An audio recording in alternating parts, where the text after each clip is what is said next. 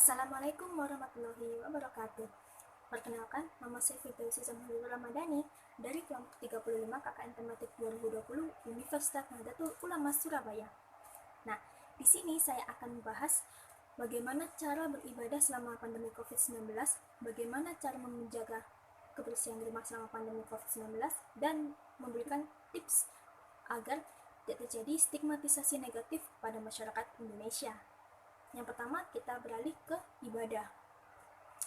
Ada dua sasaran tujuan. Yang pertama yaitu pengelola, yang kedua adalah para jamaah. Untuk pengelola, sebelum melakukan kegiatan atau aktivitas atau bahkan membangun sebuah rumah ibadah di suatu wilayah, alangkah baiknya jika mencari informasi terkait wabah COVID di wilayah tersebut. Saya sudah terterakan web atau link yang akan bisa diakses oleh para pengelola. Lalu yang kedua adalah memberikan atau menyediakan tempat untuk cuci tangan atau hand sanitizer bagi para jamaah dan alokasikan di tempat yang mudah diakses. Lalu yang ketiga adalah memberikan jarak antara satu jamaah dengan jamaah yang lainnya.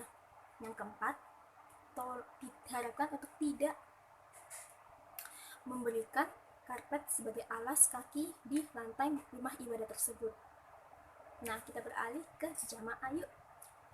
Bagi para jamaah sebelum berangkat, pastikan diri Anda dalam kondisi yang sehat. Yang kedua, bawalah peralatan pribadi beribadah dari rumah. Terlebih yang beragama Islam untuk membawa mukena, sajadah ataupun sarung dari rumah, sehingga tidak perlu meminjam lagi di rumah ibadah tersebut. Lalu yang ketiga adalah mengenakan masker.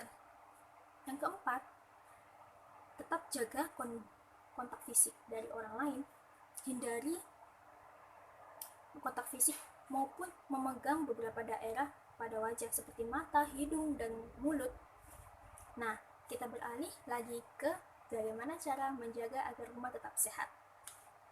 Nah, yang pertama itu menjaga diri atau setiap anggota menjaga diri sendiri dan seperti mencuci tangan beberapa kali dalam sehari. Setelah beraktivitas, cucilah pakaian tersebut secara langsung agar tidak menempelkan virus-virus pada pakaian lebih lama lagi atau bahkan biarkan dia berkembang biak. Yang kedua adalah membersihkan permukaan benda seperti gagang pintu, meja, kursi atau lemari, dan lain-lain. Lalu yang ketiga adalah mencuci peralatan makanan seperti biasa dengan air campuran sabun. Lalu nanti jika mungkin disarankan merendamnya di dalam air dengan larutan klorin. Nah, yang keempat adalah mencuci pakaian. Alangkah baiknya setelah mencuci pakaian itu kita menjemur di terik matahari yang benar-benar panas agar membunuh kuman, virus maupun bakteri-bakteri yang masih tersisa atau bahkan masih hidup di pakaian tersebut. Nah, setelah kita membahas ibadah dan rumah sehat, kita pergi menuju ke bagaimana mencegah stigmatisasi negatif dari masyarakat.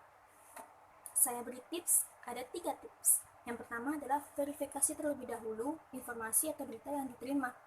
Menurut Kominfo, tahun 2020 bulan April, sebanyak 1.120 berita hoax telah tertangkap di website, WhatsApp, Facebook, Instagram, dan media sosial lainnya. 77 tersangka telah ditangkap akibat dari berita hoax tersebut. Meresahkan bukan berita hoax itu?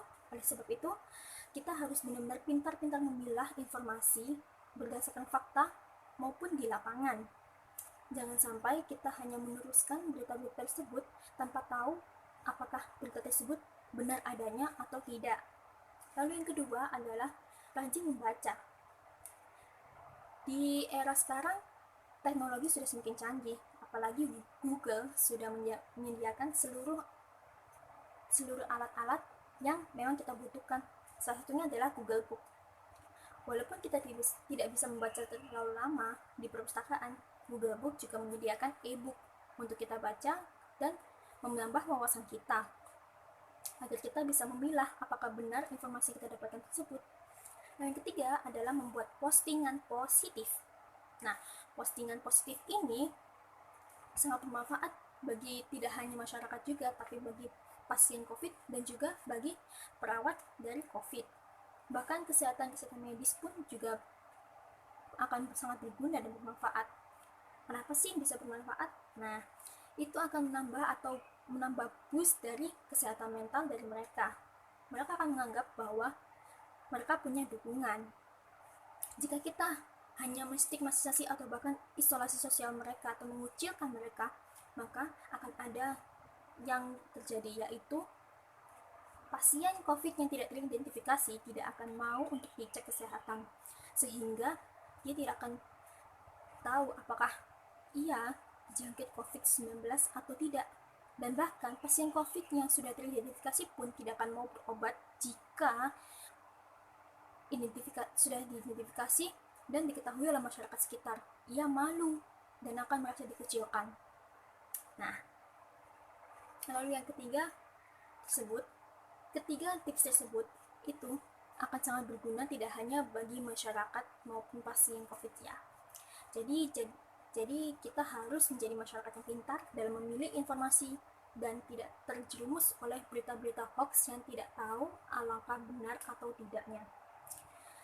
Saya tunggu jika ada pertanyaan di grup yang telah disediakan. Terima kasih. Wassalamualaikum warahmatullahi wabarakatuh.